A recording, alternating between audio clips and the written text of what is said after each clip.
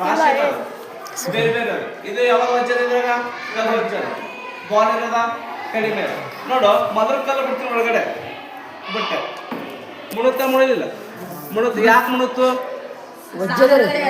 ಯಾವಾಗ ಸಾಂದ್ರ ಹೆಚ್ಚಿಗದ ಕಲ್ಲಿನ ಸಾಂದ್ರತೆ ಹೆಚ್ಚದ ನೀರಿನ ಸಾಂದ್ರತೆ ಕಡಿಮೆ ಯಾವಾಗ ಸಾಂದ್ರತೆ ಜಾಸ್ತಿ ಇರ್ತದ ಏನ್ ಮಾಡ್ತದ ಮುಳುಗ್ತದ ಯಾವಾಗ ಸಾಂದ್ರತೆ ಕಡಿಮೆ ಇರ್ತದ ಏನಂತದ ತೇಲ್ತದ ಈಗ ಬಾಲ್ ಇಡ್ತೀನಿ ಈಗ ಯಾವ್ದು ತೇಲತ್ತ ಈಗ ಬಾಲ್ ತೇಳತ್ತ ಯಾಕೆ ತೇಲತ್ತದ ಯಾವಾಗ ಕಡಿಮೆ ಅದ ಬಾಲ್ ಎದ್ರ ಕಂಪೇರ್ ಮಾಡಿದಾಗ ನೀರಿಗೆ ಕಂಪೇರ್ ಮಾಡಿ ಅಂದ್ರ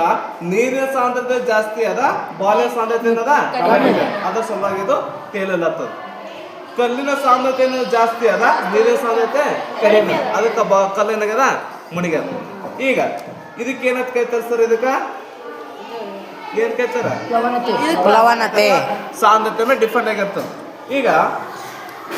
ಇದಕ್ಕೆ ಸರ್ ಏನ್ ಕೇಳ್ತಾರಪ್ಪ ಅಂದ್ರೆ ವಸ್ತುವು ನೀರಿನ ಮೇಲೆ ತೇಲುವಿಕೆ ಅಂತ ಕೇಳ್ತಾರ ಯಾಕೆ ತೇಲ್ತದಪ್ಪ ಅಂದ್ರೆ ಯಾವ ವಸ್ತುವಿನ ಸಾಂದ್ರತೆ ಕಡಿಮೆ ಇರ್ತದ ಅದು ತೇಲ್ತದ ಯಾವ ವಸ್ತುವಿನ ಸಾಂದ್ರತೆ ಜಾಸ್ತಿ ಇರ್ತದ ಅದೇನ್ ಮಾಡ್ತದ ಮುಳುಗ್ತದ ಇದು ನೀರಿನ ಮೇಲಿನ ವಸ್ತುವಿನ ತೇಲುವಿಕೆ ಅಂತ ಕರೀತಾರೆ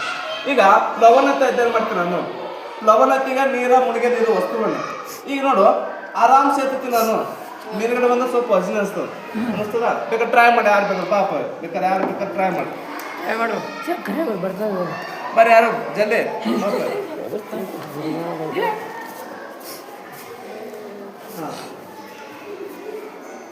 ಆರಾಮ್ಸೆ ಬರ್ತದೆ ಮೇಲ್ಗಡೆ ಬಂದಾಗ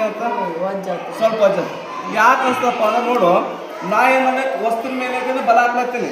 ಯಾಕೆ ಮೇಲ್ಮುಖ ಬಲ ಹಾಕತ್ತೀನಿ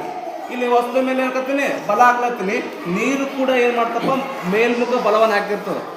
ಅಂದ್ರೆ ಬಲ ಒಂದೇ ಕಡೆಗೆ ಅದ ಅದ್ ಸಲುವಾಗಿ ಆರಾಮ್ಸೆ ಬರ್ತದೆ ಆದ್ರೆ ನೀರಿನ ಮೇಲೆ ಬಂದ ಸ್ವಲ್ಪ ಅಜ್ಜಿಸ್ತಾ ಯಾಕಪ್ಪ ಅಂದ್ರೆ ಬಲ ಒಂದೇ ಆಗ್ಯದ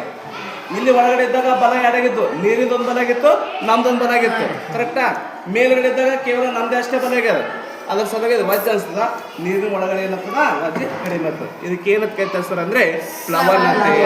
ಏನ್ ಕೈತಾರ ತೇತಾ ಕಾನ್ಸೆಪ್ಟ್ ಓಕೆ